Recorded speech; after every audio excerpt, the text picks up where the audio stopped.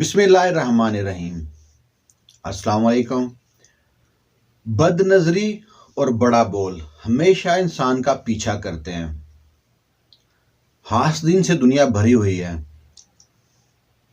कोई लड़की थी बहुत खूबसूरत, बहुत प्यारी, हर कोई देख के उसको आहें भरता था। वो शीशे के सामने खड़ी होकर अपने आप को संवारती तो और इतराती अपने आप पे कि मैं कितनी खूबसूरत हूँ। मेरे लिए तो लगता है कोई आसमान से ना कोई शहजादा ही उतरेगा।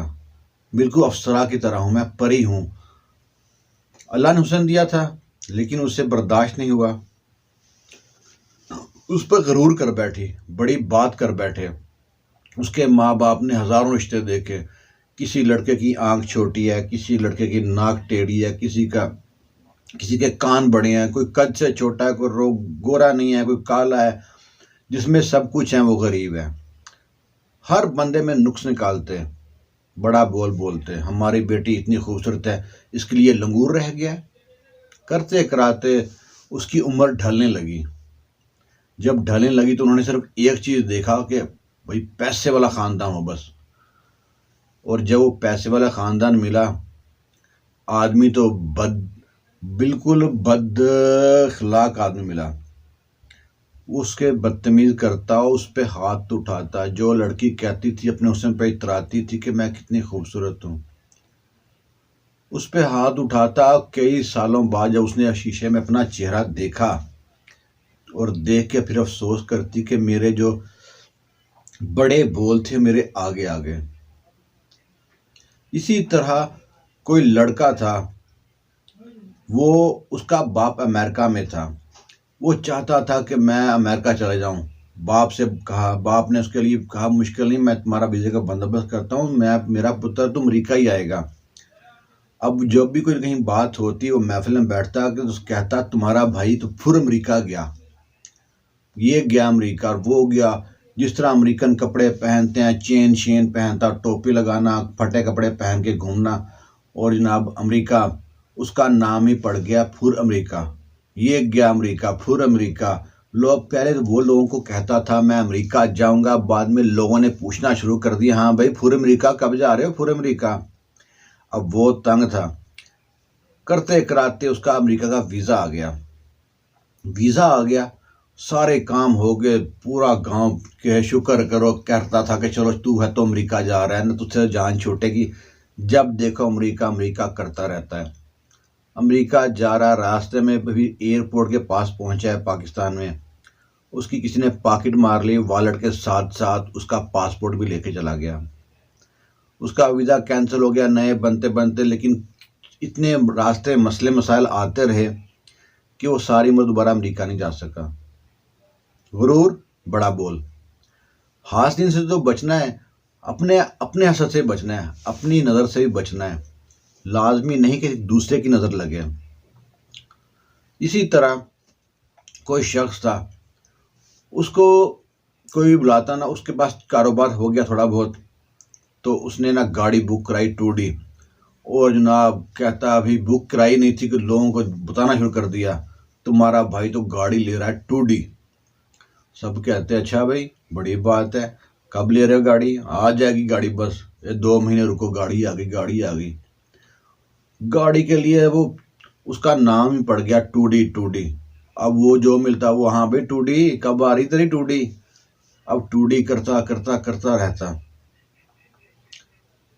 बड़े पैसे जतन कर करा के उसको कहा मैं लोगों का मुंह बंद करना है। उसको ये नहीं था कि मैं अपने आराम के लिए ले रहा हूँ, लोगों को जलाने के लिए कि मैंने गाड़ी ली है 2D गाड़ी है, उसमें ये होता है, ये फंक्शन है। अब जिसका तो नाम तो पड़ गया 2D। करते कराते उसने गाड़ी खरीद ली, शोरूम से लेके आ रहा, रास्ते में गाड़ी का एक्सीडेंट हो गया।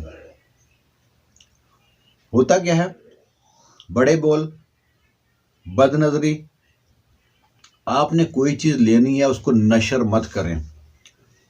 आप चुप करके वो काम करें, लाके खड़ी करें। जब चांद चढ़ेगा तो सारी दुनिया देखेगी। जब आप गाड़ी लेके निकलेंगे तो लोग मुबारकबाद खुद देते रहेंगे। फिर भी हाथ से बचना है। उसके लिए कुरान पाक की 2 सूरतें हैं, आखिरी वो पढ़ते रहें। नहीं फिर तो हमें अल्लाह याद नहीं होता।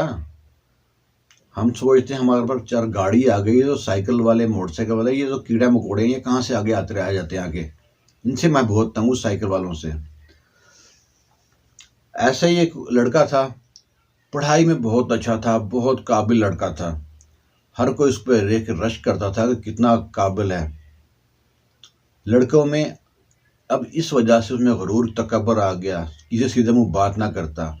वो कहते हैं हमारा बता बेटा तो अब CSS का इम्तिहान पास करेगा, अब ये नहीं जज लग जाएगा, पता नहीं क्या बन जाएगा, दुनिया की तोप बन जाएगा, ये कर देगा। सबको मान होता है अपनी औलाद पे। आपको ये नहीं कि आपको सिर्फ लोगों से गम छुपाने पड़ते हैं, लोगों से अपनी खुशियां भी छुपानी पड़ती हैं। खुशियों को नज़र लग जाती है लोगों की। अब वो लड़का बहुत अच्छा था, थोड़ा बहुत गुरूर आना इंसान में आम सी बात है, लेकिन लोगों की नज़रों में लड़का आ गया था। लोग उसे जलना शुरू हो गए थे। लोग उसका मुकाबला तो नहीं कर सकते थे कि इसके मुकाबले में पढ़ के दिखाएं। 7 गांव में उस बच्चे का नाम था, इतना काबिल लड़का था, बहुत बेहतरीन पढ़ता था, अच्छा था। उसके हासिन की नज़रें ऐसी खा गई, जा रहा है अपने दाखिला जमा कराने के लिए, CSS का इम्तिहान पास करना है। हर कोई उस लड़के को देख रहा था कि जा रहा है। रास्ते में पता ही लगा उसकी फीस के पैसे और कुछ डॉक्यूमेंट्स उसके जनाब किसी ने चोरी कर लिया है, करवा दी है। कहते हैं कि उसके दोस्तों ने उसके जो डॉक्यूमेंट्स है ना और उसके ID कार्ड वगैरह चोरी करके जला दिए। वो उसका मुकाबला नहीं कर सकते थे, लेकिन उसको आगे बढ़ता भी नहीं देख सकते थे। वो पीछे का पीछे चला गया। वो दोबारा CS का इम्तिहान की तैयारी नहीं कर सका, नफसियाती मरीज बन गया। कहते हैं ना, ऊंट को हांडी में और इंसान को भी कब्र में उतार देती है हासिन की नज़र। बद नज़र इंसान को ये हाल होता है। कोई शख्स था इसी तरह, बहुत खूबसूरत था, बहुत जवान था, बहुत सेहतमंद था, बॉडी बिल्डिंग टाइप था, पहलवान था, कुश्ती करता था, दंगल करता था। बड़े बड़े दूर तक पूरे पाकिस्तान में कई जगह उसने बड़े बड़े दंगल कर रखे थे। पहलवान जी पहलवान जी पहलवान जी, उसका नाम तो बड़ा मशहूर हो गया। जब मशहूर हो गया तो जो बाकी पहलवान थे उसका मुकाबला तो कर ना सके। उन्होंने कहा ये अगर और 4 दिन रहा तो इसको तो नंबर 1 पे आ जाएगा, पूरे पंजाब का नंबर 1 प्लेयर बन जाएगा ये। और लड़के में कोई ऐब भी नहीं था, कोई नशा, कोई औरतबाजी, कोई जुआ, कोई शराब, कुछ ऐब नहीं था। लड़का बड़ा अच्छा था, बहुत अच्छे खानदान का था। हुआ क्या, उन्होंने दोस्तों को ही पकड़ा और दोस्तों से मिलके उसको लगाया नशे पे, और नशा भी इस तरह का लगा दिया उसका दिमागी तवाज़ुन हिल गया। अब वो गलियों में बैठा होता है और हंसता रहता है, खुद ही बोलता रहता है। कहते लोग उसको अब भी पहलवान जी है, लेकिन उस पहलवान को ये ख्याल नहीं है कि कौन जा रहा है, किसे सलाम करना है, कपड़े किस तरह के पहनने हैं। बड़ा सोबर सा लड़का था वो। अब तो आदमी बना हुआ है, काफ़ी उम्र होगी उसकी। हासिन से किस तरह बचना है ये आप लोगों ने खुद देखना है कि लोगों की नज़रों से बचना पड़ेगा। अक्सर आप लोगों ने देखा है कि लड़के अगर थोड़े से चेस्ट बन गई है, थोड़े से बाइसेप्स बन गए हैं, डोले शोले बन गए हैं, वो शर्ट हाफ शर्ट पहन के शर्ट उतार के ऐसे दिख नुमाइश कर रहे होते हैं। हमारे पास एक और लड़का था, वो बड़ा उसना जिम्नास्टिक वगैरह करना, साइकिल को यूं चलाना, बाइक को घुमाना, ये वो मुंह से आग निकालता, बड़े बड़े ऐसे करतब करता था और बड़ा एक्टिव था। वॉक करना, बहुत दूर तक जाता था वॉक करने, दौड़ता था और स्कूल के टाइम में भी बहुत सी एक्टिविटी में शामिल था और हर बार जीता था इनाम। उसको पता नहीं कहाँ से कैसे कोई बीमारी लगी है, अब एक पाँव से माजूर है, सारी बीमारी उसको लग गई, लोगों की नज़रों में आ गया था। किसी ने कारोबार शुरू कर लिया, बदनजरी और बड़ा बोल, उससे बचना है। जब कारोबार शुरू कर लिया तो उसका जनाब कारोबार में 4 चांद लगे, उसने भाइयों को भी लगा लिया, साथ कारोबार शुरू कर दिया। अब उसके ना रिश्तेदार सारे पीछे लग गए, उसके रिश्तेदारों ने उनकी बुराइयां करनी शुरू कर दिया। कहते हैं ना, अगर आपको अपने दुश्मन बनाने हैं तो कोई उल्टा काम करने की जरूरत नहीं है, कोई लड़ाई झगड़ा करने की। आप सिर्फ कामयाब हो जाओ, आपको इतने दुश्मन मिलेंगे कि आप सोच नहीं सकोगे। तो उन्होंने जो उसकी बुराइयां करने, रिश्तेदारों में, पूरे खानदान में का ताल्लुक हो गया वो लोग। और उनसे अब वो रिश्तेदारों से बंदा दूर हो भाग भी नहीं सकता, किसी ना किसी मौके पे, शादी पे, ब्याह पे मिलना पड़ता है। ऐसा ही एक शख्स था, उसके पास 4 पैसे आ गए तो उसने गांव छोड़ के ना शहर में घर लेने का प्लान बनाया। और जिस एरिया में घर लिया तो वहाँ उसके एक रिश्तेदार ने बताया, जहाँ पे आपने घर ले रहे हैं ना, वो एरिया सही नहीं है, आपके हमसाए अच्छे नहीं है। जब भी आप घर खरीदें, सबसे पहले देखें आपके हमसाए किस तरह के हैं। अगर आपके हमसाए अच्छे हैं तो वो घर खरीदें, वरना आप घर मत खरीदें। तो उस शख्स ने कहा कि अच्छा, आप लोग जलते हो मेरे बाहर शहर जाने से, मेरा इतना ऊंचा घर लेने से, मैं बंगला ले रहा हूँ, शहर में आलीशान जगह पे घर ले रहा हूँ, आप लोगों के पेट में सांप दौड़ रहे हैं, मेरी खुशी आपसे बर्दाश्त नहीं हो रही। आप लोग कुएं के मेंढक की तरह सब सारी उम्र गांव में काट दिया आप लोगों ने, आपके बड़ों ने। आपको क्या पता शहर की लाइफ किस तरह की है, शहर में कोई किसी को देखता नहीं, हमसाये में क्या होता है क्या नहीं होता। उन्होंने कहा, बड़ा समझाया लेकिन उसने ना मानी। आखिर शहर में घर ले लिया। शहर में जब घर लिया तो उसका हमसाये वाकई जो 2-4 घर थे वो अच्छे नहीं थे, हासदीन थे। उनको था ये घर क्यों ले लिया, उनको उससे कोई लेना देना नहीं था, बस उनको था ये घर इसने क्यों ले लिया। क्या करते, उसके घर के पत्थर फेंकते, बच्चों को भेजते बेल बजा के आओ, बाहर गाड़ी खड़ी होती उस पर स्क्रैच कर जाते, और कभी गाड़ी की हवा निकाल जाते, कभी पूरा कचरा जो था ना उसके घर का सारा आगे फैला जाते, गाड़ी के ऊपर गंद फेंक जाते, बच्चे गुजरते स्कूल से उन पर बातें कसते। वो उस घर के बाहर सीसीटीवी कैमरे का काम करने लगे, आते जाते घर में कौन आ रहा है कौन जा रहा है उस पर नजर रखते, आज मछली पकी, आज गोश्त पका है, सब्जी पकी, हर चीज़ पर ख्याल ध्यान रखते, उस पर जुमले कसते। वो बंदा इतना तंग आ गया उनसे कि उसने जाके अपने जो बड़े बुजुर्ग थे गांव में उनसे जाके हाथ जोड़ के माफ़ी मांगी कि मैंने आपकी बात नहीं मानी और मेरे साथ ज्यादती हो रही है। तो उसके गांव वाले जब आके उस मोहल्ले में जाके ज़रा रोब दबा दबा दिखाया ना, कि उनको पता लगा कि पीछे भी कोई है, वो भी सीधे हो गए।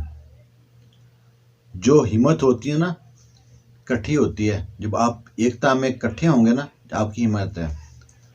अकेला तिनका होता है बस, उसको हवा उड़ाए कहीं भी ले जा सकती है। यकमुश्त होंगे तो आपको हाथ नहीं लगाएगा।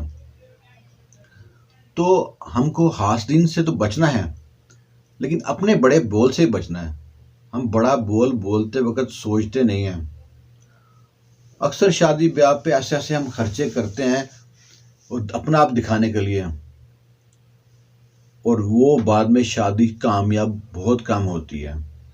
हमारे पास एक शादी थी हुई, बहुत ज़बरदस्त शादी, बड़े उन्होंने नखरे किए, वो सारा डेक लगता रहा, सुना शराबों की महफिल और शबाब की महफिल भी चलती रही। अब लोग जो थे ना, सामने तो नहीं बोलते क्योंकि थोड़े वो रोब वाले भी थे, लोग कहते हैं कि इनके आगे आएगा ये।